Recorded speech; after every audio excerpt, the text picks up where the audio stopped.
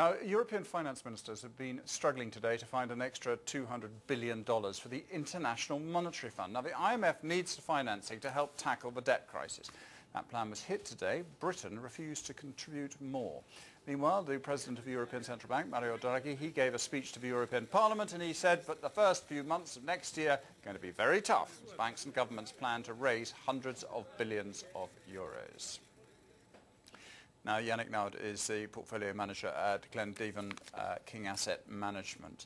Yannick, the IMF, why are they using my IMF? Can you explain how they're sort of channeling the money to it? One of the job description of the IMF is to be there in order to rescue countries if they need so. Obviously, IMF have a lot of resources, but the size, for example, of the Italian economy is so large. The Italian debt, for example, is around $1.8 trillion euro, and therefore even the IMF alone will not be able, with the current commitment they have, to save Italy if there were a problem. Therefore, there is a need for members of the IMF to increase their commitment in order to have the IMF to have bigger firepower. So why does Britain object to joining in?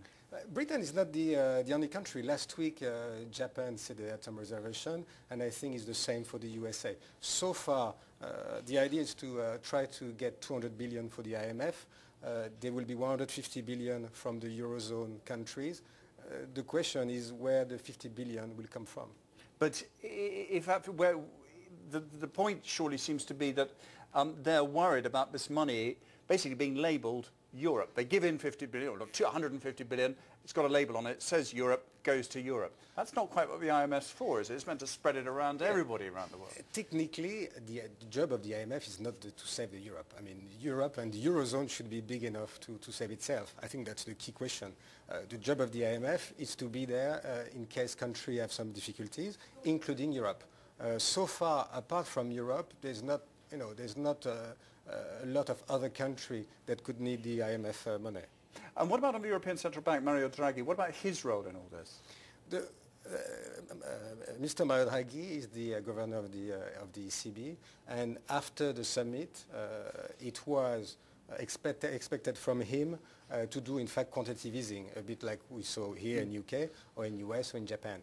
And what he said today in the interview in the Financial Times, and which is not new because he said this earlier before, is that he will not do direct quantitative easing. Okay.